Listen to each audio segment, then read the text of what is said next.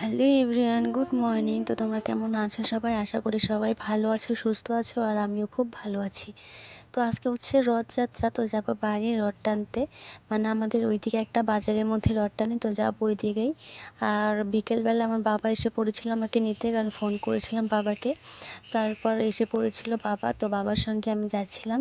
আর বাড়ি গিয়ে দেখি দিদি ওরা তো ওখানেই আছে, বাড়ি গিয়ে দেখি বাবা ঘুমোচ্ছে। তো দেখে না মুখটা খুব মায়াবী লাগলো, তো আমি যেহেতু তুলে নিতে পারছিলাম না, ঘুমোচ্ছে।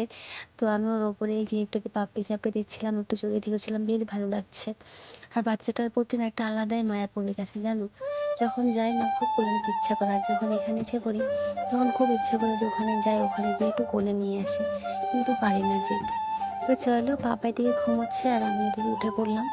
আর দিদিও ওইদিকে রেডি হয়ে গেছে, তো আমি আর দিদি যাবো একটু পার্লারে, যেহেতু 3 দিন পরে বাড়িতে বিয়ে আছে।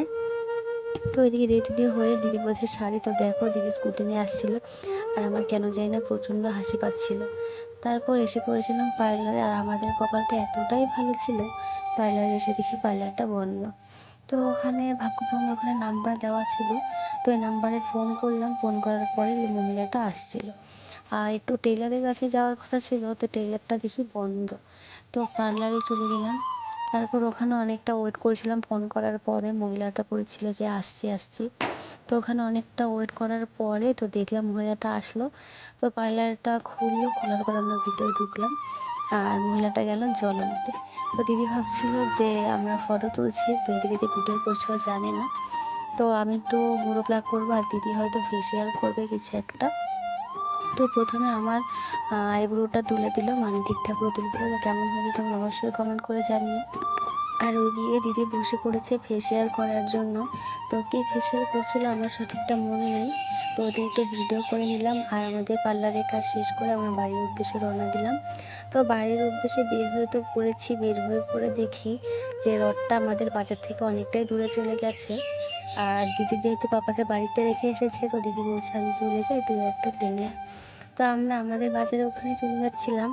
আর এত লোক হয়েছে না, মানে সব লোক না উল্টো সাইডে আসছিল। আর মানে রাস্তাঘাট এমন দেখে মনে হচ্ছিল যেন দুর্গাপুজো, কারণ দুর্গাপুজোর মধ্যে এমনটা ভিড় হয় দিনের বেলায়। তো দেখে পুরো দুর্গাপুজোর মতো লাগছিল। তারপরে দেখে বিকেল গড়িয়ে সন্ধ্যা হয়ে গেল, আর সন্ধ্যার সময় দেখছি রথটা উল্টো দিকে আসছে। তো আমি আমাদের বাজারে ছিলাম, তো না দাঁড়িয়ে থেকে দাদুকে বললাম যে চলো তুমি আর আমি একটু হেঁটে হেঁটে এগিয়ে যাই। তো আমি আর দাদু আসছিলাম, আসার পথে দেখি রাস্তার মধ্যে এত ট্রাফিক হয়ে গেছে, কারণ যেহেতু রোডটার সামনে আর পিছনে প্রচুর ট্রাফিক হয়ে গেছে, যার কারণে যাওয়া যাচ্ছিল না। তো আমরা ওখানেই পিছনে কিছুক্ষণ দাঁড়িয়ে থেকে দাদুকে বললাম চলো আমরা সামনে চলে যাই। তারপর যেই সামনেতে এসেছি, এসে দেখি সবাই এখানে নাচছিল, বাজনার শব্দ। আর এখানে বক্সের মধ্যেও গান বাজছিল, বাজনাও বাজছিল, সবাই নাচছিল, বেশ ভালো লাগলো। আর ওই যে জগন্নাথ দেব, বেশ ভালো লাগছিল ঠাকুরের মুখটা এত মিষ্টি লাগছিল, খুব ভালো লাগছিল আমার দেখতে।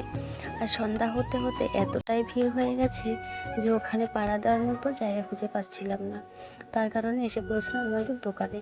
আর ওখান থেকে প্রসাদ দিচ্ছিল, তো বাবাকে বললাম তুমি বলো এদিকে প্রসাদ দিতে। তো যেহেতু এই গাড়িটার মধ্যে একটা চেনা জানা লোক ছিল, তো বাবার কথা মতো এদিকে ঢিল দিল। তারপর 3টে কলা ধরলাম আর 2টো বাতাসা। তো বাড়িতে মা দিদির জন্য আনতে হবে, সেইগুলো না খেয়ে নিয়ে এসে পড়লাম। এসে ওই প্রসাদটুকু সবাই মিলে ভাগ করে খেলাম।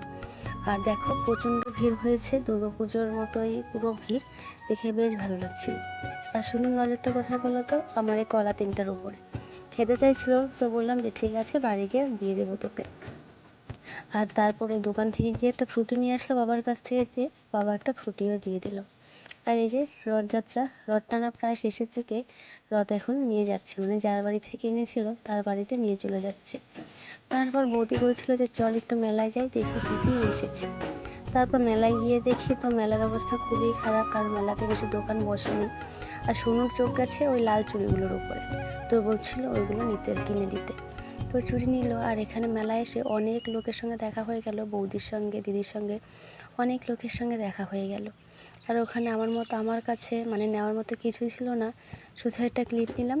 আর মেকআপের যে ব্রাশগুলো থাকে